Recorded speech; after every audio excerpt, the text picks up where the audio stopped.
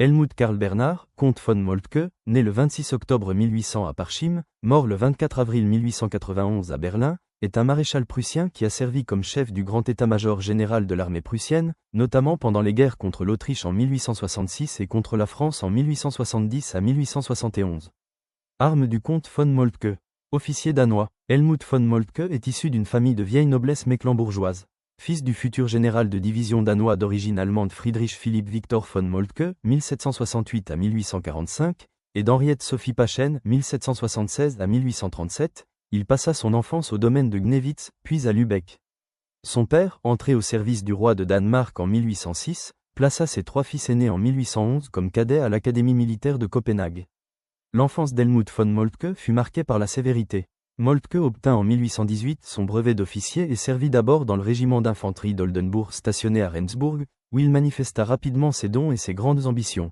Mais il désirait surtout rejoindre l'armée prussienne et adressa pour cela une requête personnelle au roi Frédéric VI. « Puissiez-vous m'accorder la faveur, que j'ose solliciter, de quitter à tout moment mes fonctions au service du roi et du Danemark ?» Sa demande fut finalement acceptée en janvier 1822, car la couronne estimait qu'après une expérience à l'étranger, il reviendrait au service du pays.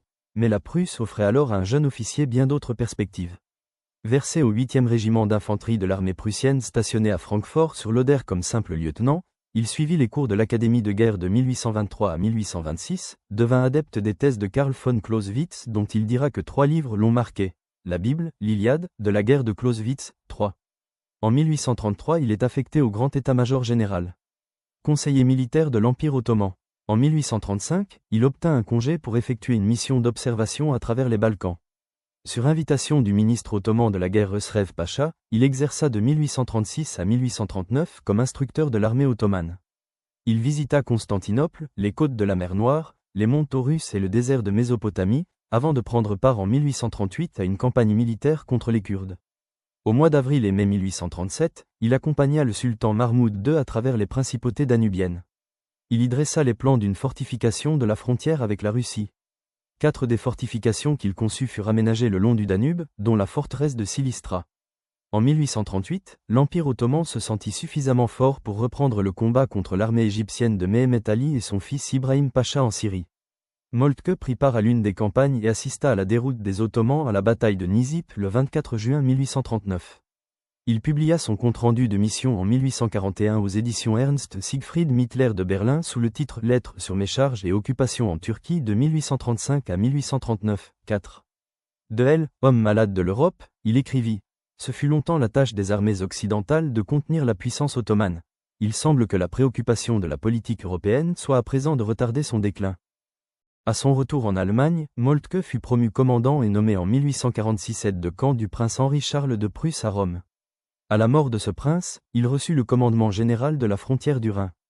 De 1848 à 1855, Moltke exerça les fonctions de chef d'état-major du 4e corps d'armée et le 1er septembre 1855, fut nommé aide de camp du prince héritier Frédéric Guillaume, 6. Jusqu'à son affectation en janvier 1857 à Breslau, il eut ainsi l'occasion de voyager à Balmoral et à Londres, en Russie, pour assister au couronnement d'Alexandre II, et à Paris. À la mort du général Karl von Reyer, il fut promu le 29 octobre 1857 au grade de général de division, faisant fonction de chef d'état-major de l'armée par intérim, poste auquel il fut finalement confirmé le 18 septembre 1858. En 1862, il reçut l'ordre de dresser un plan d'attaque en cas de guerre avec le Danemark, tâche dont il s'acquitta en s'appuyant sur la connaissance intime qu'il avait des forces de ce royaume voisin.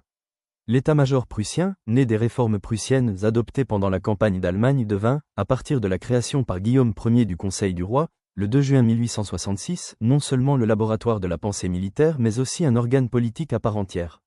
Moltke fut nommé au grade suprême de général d'infanterie et, en tant que chef d'état-major, il pouvait désormais diriger les troupes au nom du roi, sans dépendre des ordres du ministre de la guerre, si bien qu'il avait toute liberté pour diriger les opérations militaires. Cette autonomie devint, après la proclamation de l'Empire allemand, une prérogative caractéristique du haut état-major allemand.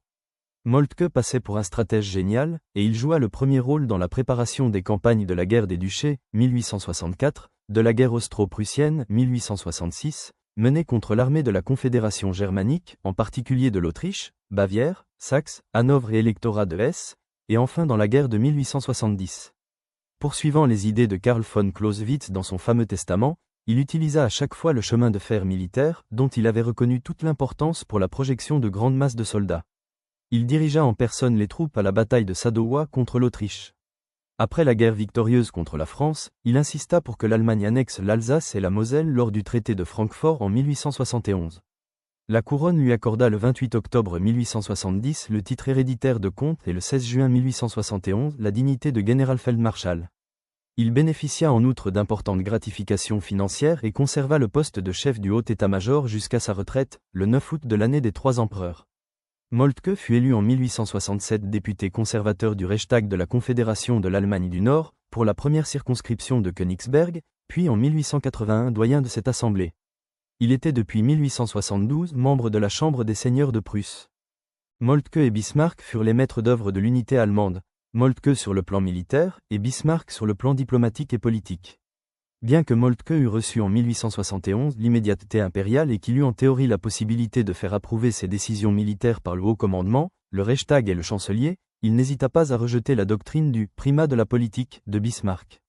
Dans ses ultimes discours au Reichstag, âgé de près de 90 ans, donc quelques mois après le renvoi de Bismarck, il prévenait de l'éventualité d'une nouvelle guerre en Europe par ces mots « Messieurs, c'est peut-être une guerre de 7 ans, ou une guerre de 30 ans qui va survenir, et malheur à celui qui allumera la mèche du baril de poudre. » Il écrivit de nombreux ouvrages de stratégie et une histoire de la guerre franco-allemande.